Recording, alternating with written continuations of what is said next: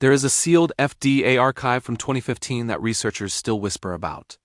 It contains a classified memo that was never meant to see the light of day, a document that reveals the true death toll of a single innovative food product that was sold to American families for over 50 years. This product was marketed as the healthy alternative to butter. It was cheaper, spreadable, and heart-healthy. Doctors recommended it. The American Heart Association endorsed it. But behind the scenes, scientists were screaming that it was causing a biological catastrophe. The numbers are staggering. This one product is estimated to have caused 500,000 premature deaths every single year from heart disease. That is more deaths than smoking, opioids, and car accidents combined. And the worst part? It is still being sold in some parts of the world today. This is the story of how the food industry turned a chemistry experiment into a breakfast staple, and how 7 innovative foods were forced into our diets before their toxic truth was finally exposed. The first villain on our list is the most lethal innovation in food history: partially hydrogenated oils, also known as trans fats, the magic ingredient that made margarine possible. In the 1950s, the food industry wanted a cheap, shelf-stable alternative to butter. They took liquid vegetable oils, soy, corn, canola, and pumped them with hydrogen gas under high heat and pressure. This process twisted the molecular structure of the fat, turning it from a liquid into a solid at room temperature. The result was a plastic fat that could sit on a shelf for years without going rancid. It was cheap, it was stable, and it was deadly. The problem is that this twisted molecular structure doesn't exist in nature. When you eat trans fats, your body tries to incorporate them into your cell membranes, but they are the wrong shape. Your cells become stiff, dysfunctional, and prone to inflammation. Studies showed that trans fats lower your HDL, good cholesterol, and raise your LDL, bad cholesterol, more than any other substance on Earth. But the industry buried these studies for decades. It was until 2015 that the FDA finally admitted there was no safe level of trans fats and ordered them removed from the food supply. But the damage is done. An entire generation grew up eating poison that was marketed as heart healthy. But the second failure is somehow more humiliating and more visceral than the first. In 1996, the FDA approved a miracle fat substitute called Olestra. It was developed by Procter & Gamble and marketed under the brand name Olean. The pitch was irresistible: a fat that your body couldn't absorb. You could eat potato chips fried in Olestra and get 0 calories from the fat. It was the dream of every dieter. But there was a biological price to pay. Because your body couldn't absorb Olestra, it passed straight through your digestive tract, taking vitamins and nutrients with it. But the real horror was the side effects. The FDA forced Procter & Gamble to put a warning label on the packaging. This product contains Olestra. Olestra may cause abdominal cramping and loose stools. Olestra inhibits the absorption of some vitamins and other nutrients.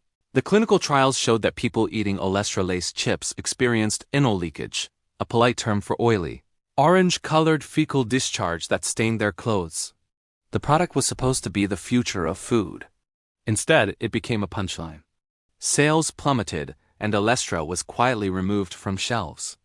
It was a $200 million disaster that proved you can't cheat human biology. The third toxic innovation wasn't a chemical additive, it was a pesticide that was sprayed on America's most beloved fruit. In the late 1980s, a chemical called Aler was used to make apples redder and stay on the tree longer. It was a growth regulator that made fruit more profitable. But in 1989, the Natural Resources Defense Council released a report called Intolerable Risk: Pesticides in Our Children as Food. The report claimed that Aler, when broken down in the body, produced a compound called UDMH, which was linked to cancer. The media went into a frenzy. CBS News ran a story titled, "A is for apple, P is for poison." Mothers across America stopped buying apples. Apple growers lost millions. Schools banned applesauce. The industry fought back, claiming the science was flawed. But the public panic was unstoppable. The EPA finally banned Aler in 1989, but the damage was done. The apple industry was devastated. The controversy also highlighted how little we knew about the chemicals being sprayed on our food. The Aler scare was a watershed moment that made people question the innovations being applied to their produce.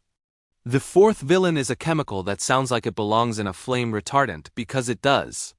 Brominated vegetable oil, or BVO, was patented as a flame retardant for furniture.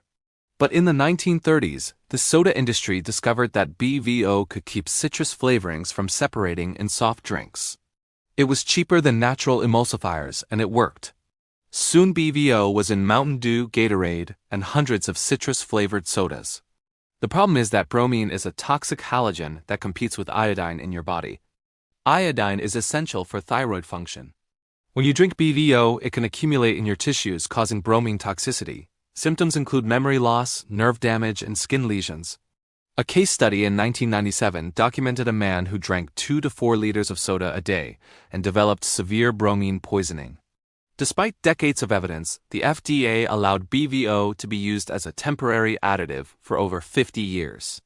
It wasn't until 2024 that the FDA finally banned BVO from food after California and other states passed their own bans. For 50 years, Americans were drinking a flame retardant mixed with sugar and carbonation. The fifth toxic innovation was supposed to be the perfect artificial sweetener. In the 1950s, cyclamate was introduced as a sugar substitute. It was 30 times sweeter than sugar, had 0 calories, and was stable in cooking. It was used in diet sodas, tabletop sweeteners, and baked goods across America. But in 1969, a study suggested that cyclamate caused bladder cancer in rats. The FDA immediately banned cyclamate in the United States. The problem is that the study was later questioned. The rats were fed massive doses equivalent to a human drinking 500 cans of diet soda a day, but the ban stuck. Cyclamate is still banned in the US, even though Canada and the European Union have approved it as safe. The controversy highlighted how a single flawed study can destroy a product overnight.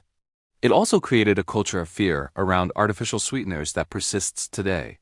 The cyclamate ban was a cautionary tale about the power of panic over science, but it also showed how vulnerable the food supply is to hidden risks.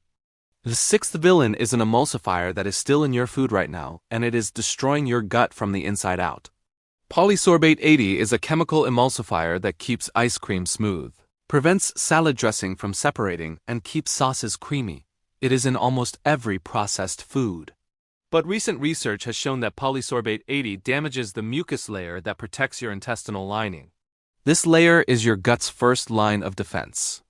When it is compromised, bacteria and toxins can leak into your bloodstream, causing systemic inflammation. A 2015 study in Nature showed that mice fed polysorbate 80 developed colitis and metabolic syndrome. The study also showed that the emulsifier changed the composition of the gut microbiome, promoting the growth of bacteria that cause inflammation. The FDA has approved polysorbate 80 as safe, but the agency never required long-term studies on gut health. It is a perfect example of an innovation that made food look better and last longer at the cost of your intestinal integrity. Every time you eat premium ice cream or a creamy salad dressing, you are feeding your gut bacteria a chemical that makes them turn against you. The seventh and final toxic innovation is a story of regulatory failure that spans 30 years. Red dye No. 3, also known as erythrocene, is a synthetic food coloring that makes products bright red. It was used in everything from candy to processed meats to maraschino cherries. But in 1990, the FDA banned Red No. 3 from cosmetics after studies showed it caused thyroid tumors in rats. The FDA acknowledged the dye was a known carcinogen. But here's the insane part: the FDA did not ban it from food. For 33 years, it was illegal to put Red No. 3 on your skin, but perfectly legal to eat it. The food industry lobbied hard, claiming there was no alternative.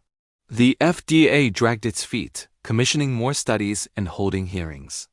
Meanwhile, children across America consume the dye in everything from candy to medicines. It wasn't until 2025 that the FDA finally announced it would revoke the authorization for Red No. 3 in food. The delay is a testament to the power of industry lobbying over public health. Red No. 3 is a symbol of a broken regulatory system that prioritizes corporate profits over human safety. So, what is the pattern here? How do you spot the next toxic innovation before it ends up in your pantry?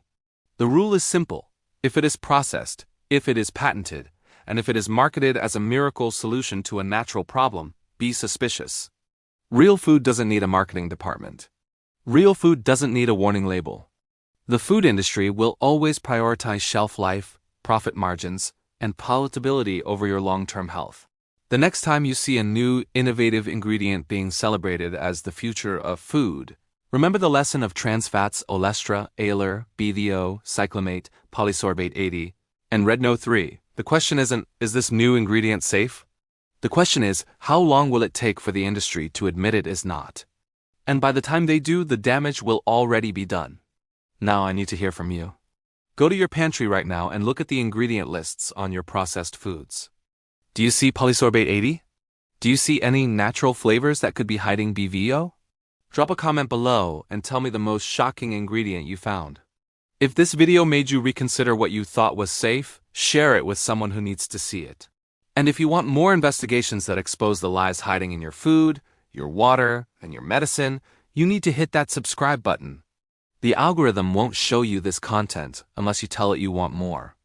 We are in a war against misinformation, and your subscription is your weapon. Don't let them hide the truth.